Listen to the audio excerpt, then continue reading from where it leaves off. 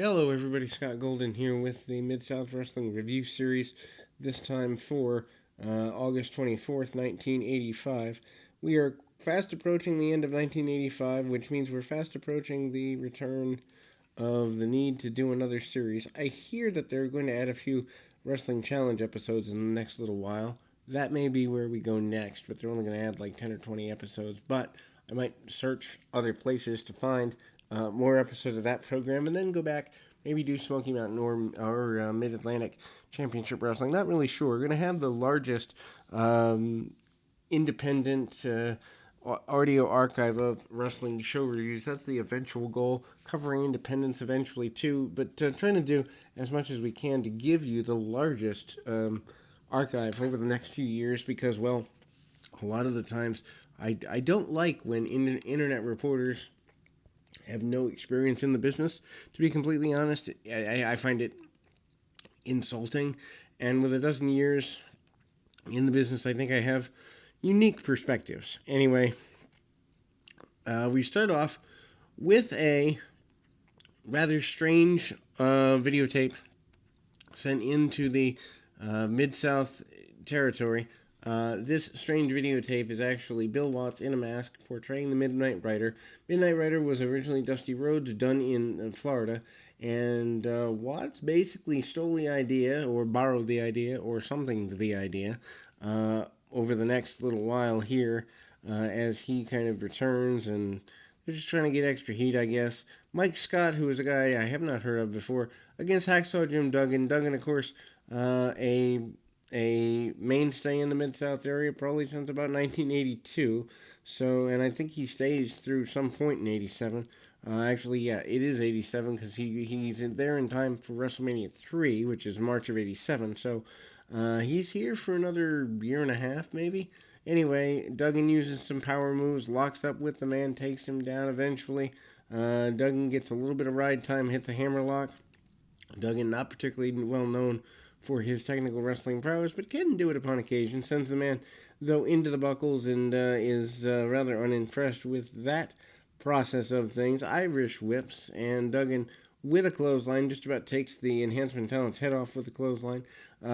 Scott comes back up and tries to get a momentary comeback, doesn't get where he wants to. Duggan ducks a clothesline and hits the football tackle 1, 2, 3 in the middle of the ring. There we go. Butch Reed, who I guess somewhere along the journey has picked up the television title, facing off against Jerry Gray, Golden Boy Jerry Gray. Of course, we mentioned before that Gray, in fact, has some many health-related problems over the last several years. Jake Roberts basically says he wants to be the television champion.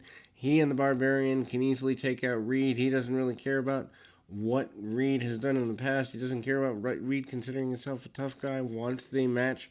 And Reed basically says the Barbarian can bring it if he wants to. Reed not willing to back down. They almost square off, but this doesn't happen. Jake trying to hold the Barbarian back. Reed imploring the Barbarian to come on. So talk about a hoss fight. That's coming somewhere down the road, I'm sure. Reed, though, kind of... I didn't necessarily like this because Jerry Gray looks kind of a little weak in his pursuit here, in the sense that, like, if he's just standing around, what's that really look like, Anyway, elbow to the top of the head by Reed. Reed with the shot into the buckle on Jerry Gray. Reed spins him around with a kick, or blocks a kick, and then spins him around, hits a couple of shots. Gray does manage to stand toe-to-toe with him.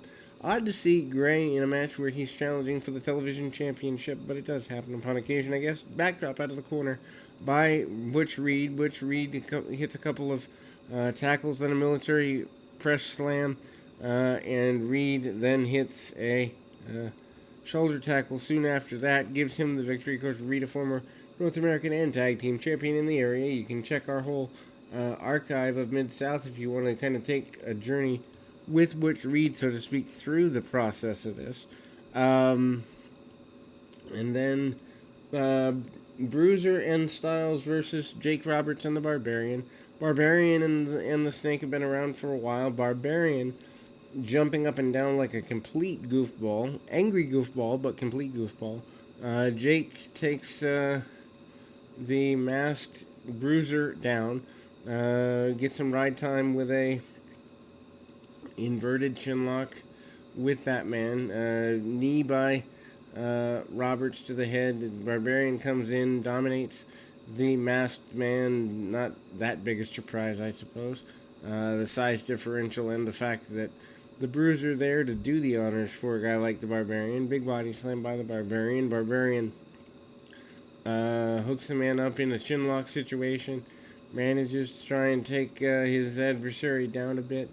Um, Styles comes in, actually on the receiving end of a Russian leg sweep at the hands of the Barbarian, which is just really bizarre. Barbarian goes to the second rope on the inside, gets a shoulder tackle. Jake Roberts hits the DDT to follow up on this on the other adversary, and the team of the Barbarian and Roberts are victorious. No big surprise there. Then they go to a music video look of Roberts and the Barbarian.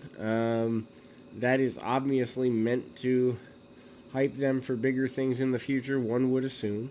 Dr. Death and Bob Sweetan versus Mark Reagan and Wendell Cooley. Kind of showing that the tag team division in Mid-South at this point in 85, not exactly the best. Sweetan manages to get to be the victim of a headlock takeover, a couple of them at the hands of Cooley. Williams comes in and gets to be a victim to the champions, or I guess interim champions for lack of a better term. Roll out. Sweetan comes back to his corner, kind of talking with Williams for a while. Then the champions cut off the ring. Of course, Ted DiBiase, the original champion, but he's in Japan for a few weeks to a month and had to find a suitable replacement in his absence. Don't know why Mid-South allowed that. Anyway, Irish whip and Reagan with a dropkick right under the chin of Williams. Tag off, Sweetan comes in. Sweetan hits a shot right across the back of his opponent, and ultimately that leads to a big bear hug there. Sweetan manages to tag off to Williams. Williams with a few kicks. Sweetan hooks up the man and goes where he wants to go. Tag off. Williams watches Cooley come back in on a bit of a hot tag. I say a bit of one because I don't think the crowd is all that into Cooley because he hasn't really been portrayed as a major guy. Stop with a kick under the chin by Williams. Williams sends Cooley into the knee of his opponent or his partner on the outside of the ring. Very basic stuff. Several chokes by Williams, and Williams manages to get an armbar, and ultimately big back body drop by Cooley, and manages to pull the man into the middle of the ring.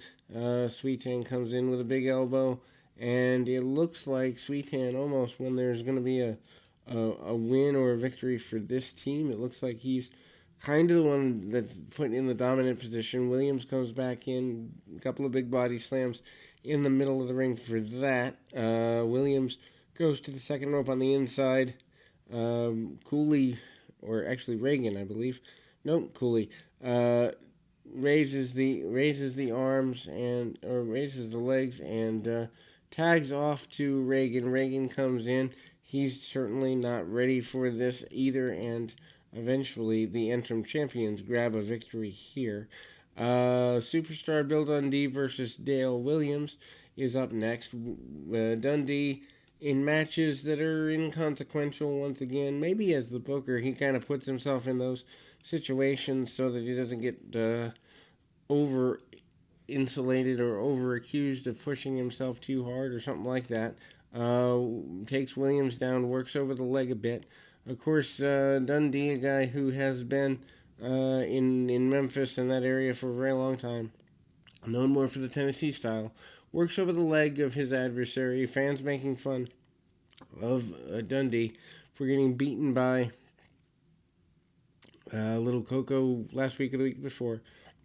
Bobby Fulton on the outside, who previous weeks, Dundee has cheated to beat, is cheering against him on the outside of the ring at a point in the match. Needless to say, Fulton is urging the fans on in that endeavor.